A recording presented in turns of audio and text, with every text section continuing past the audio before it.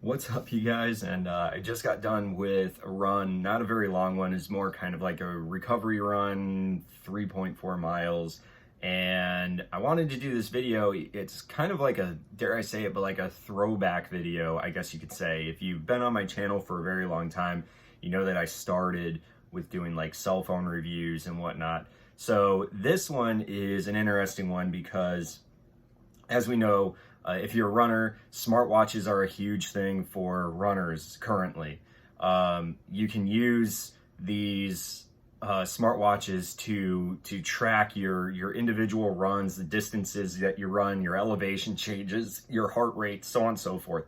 And this can help you not only with the information that you're getting, so that you can study it and maybe become a better runner. But it also gives you the health benefits as well to monitor, if you have abnormal rhythm and so on and so forth. So today I'm actually doing a review on this right here, which is the Apple Watch SE. I actually upgraded because before I had this one right here, which is the Apple Watch Series 3. This one is the Nike Plus version of it. And obvious reasons is because when I started running 2 years ago, I started using the Nike Run Club app. That was a part of the iPhone that I had at the time, and it seemed to work really, really well at documenting my runs, and I could pick which shoes that I put in, so on and so forth. So, and they didn't have to be Nike shoes specifically. They just, any type of shoes. It could be Brooks, Adidas, whatever.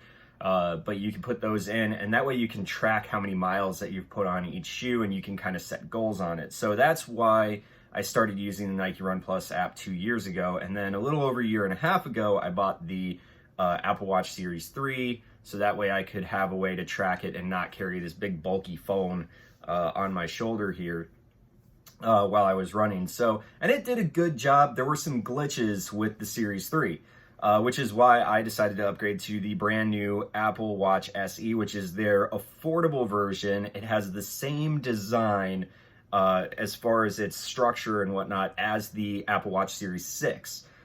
Even the Retina display is very similar to the Apple Watch Series 6, which is its sister unit, but this one lacks a few features. But let me go through and say that I don't think you're going to miss some of those features. So it does have the same, like I said, the same design as the Apple Watch Series 6.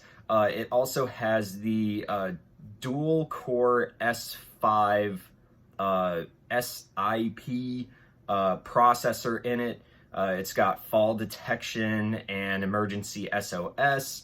That way if you're out on a run and if you take a really nasty fall, or you're injured in some sort of way, it does have an SOS signal to keep you safe, so they can contact your local EMS or fire department to come out to you if you have a serious injury, so on and so forth. So those things are really kind of important, as well as this does offer cellular service to it as well.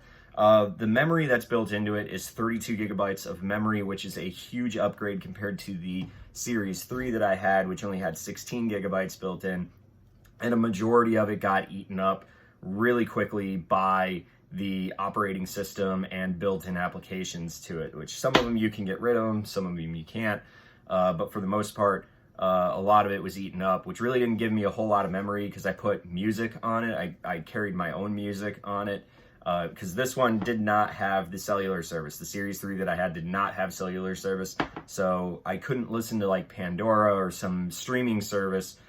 So I had to upload my own music on it in order to listen while I was on a run, and it ate up a lot of memory, and it got to the point where I couldn't really do any updates to it.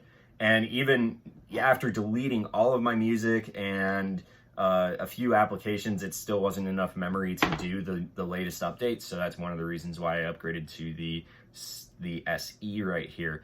And the SE line for Apple has always been that affordable option for a majority of people to get the Apple product out there to a larger group of people, that it's not just specifically for people that have a lot of money. Let's just throw it out there.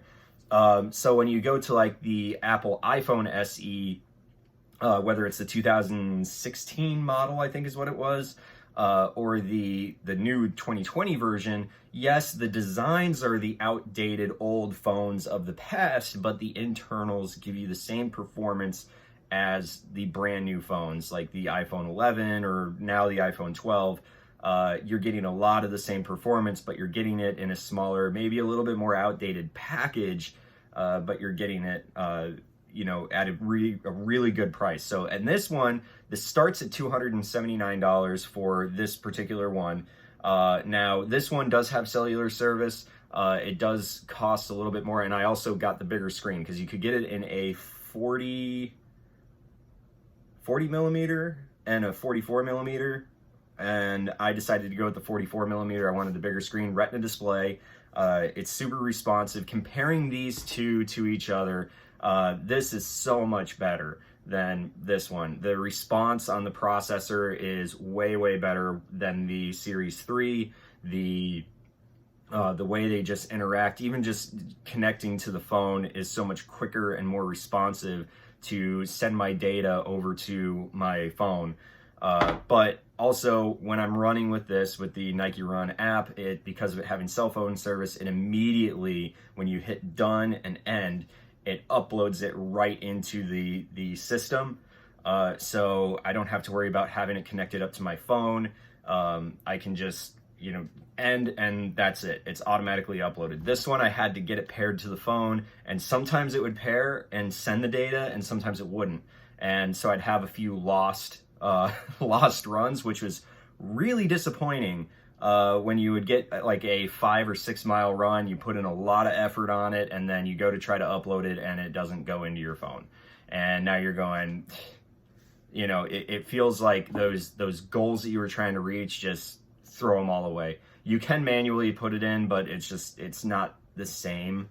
You'll understand if you're a Nike Run Club user, you'll know exactly what I'm talking about.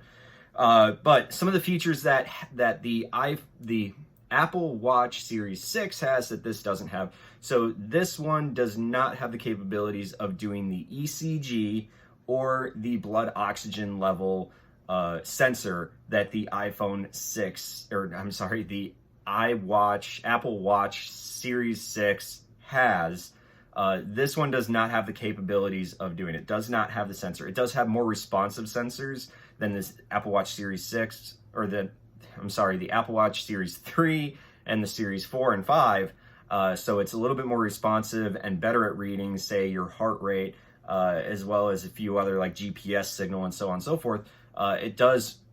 It's more responsive than those models, but compared to the Series 6, it does lack a few of the sensors on the back side that you would get on the and as you can see, it's pretty much just one sensor that's right on the back there. So it really is only capable of reading your heart rate. It doesn't have the ability to read your blood oxygen level or if you want to do an ECG, but it does have the capability to read that if you are running an irregular heartbeat, it does alert you to those symptoms. So I do have to give a little bit of credit there. It does do a good job in that aspect, but otherwise, it just doesn't have those features. If you live in a high altitude climate, I could see where you'd maybe want the blood oxygen level, where higher altitudes, you're depleted of oxygen a little bit quicker. So you might want to keep an eye on that, particularly if you are a new runner and you're not used to the higher altitudes. That might be something that you want to keep, want to have to keep an eye on.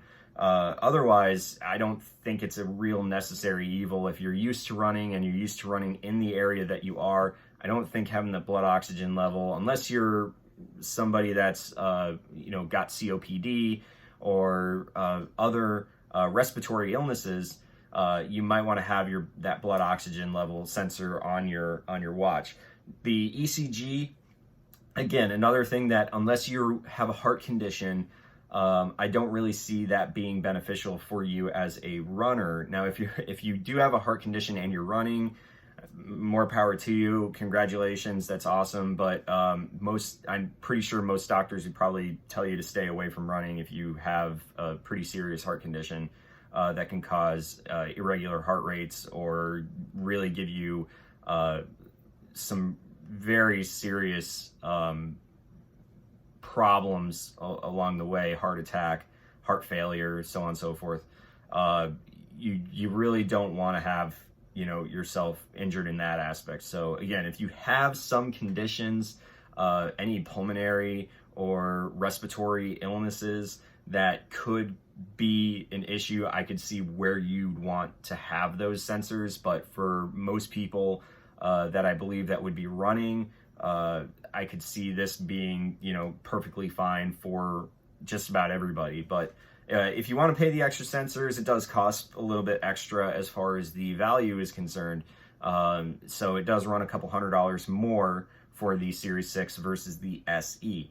But I really truly believe that the SE is a really, really good valued option for everybody to be able to get their hands on a really quality built, great watch, Apple Watch, and really not have, you know, a lot of the issues. Now, I know before we get into this, because I know it's an Apple product, and if you know me from my cell phone reviews, I was never an Apple person, and I became an Apple person just because of the quality of their products. It doesn't necessarily mean that they have a better product, it's just the quality of their product was a little bit better at the time. And now that I've kind of gotten acclimated to the Apple lifestyle as far as the iPhone is concerned, I've just kind of become accustomed to Apple products. So, but that doesn't take any credit away from any of those Android ones, such as the Galaxy Watch, and I think there's a few other ones, LG's,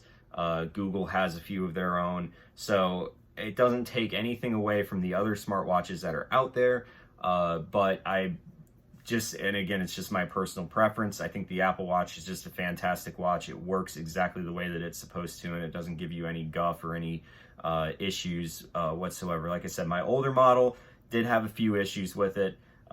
It wasn't perfect, but I think as Apple has gotten better along the way, now we're on the 6th iteration of the Apple Watch, we've definitely seen some huge improvements as far as its reliability and its performance is concerned. And you can definitely tell that with the Apple Watch SE, the affordable version of this particular watch. So I hope you enjoyed the video. This is kind of a Average Rob Runs review, but maybe not. So we're just going to kind of roll with it as an Average Rob Runs video. So I hope you enjoyed the video. If you have any questions or comments, leave them in the section below. Like, subscribe, share, all that kind of stuff with your friends. If you have any questions about how the watch works with some of the running applications, unfortunately I don't use Strava. I don't use a few of the other ones. I'm pretty much proprietary to the Nike Run Club app because it's worked for me. So there is that. But I can answer some questions if you have any, you know, performance questions about this with the Nike Run Club app. So I hope you enjoyed the video. Like, subscribe, share, and as always, enjoy the run.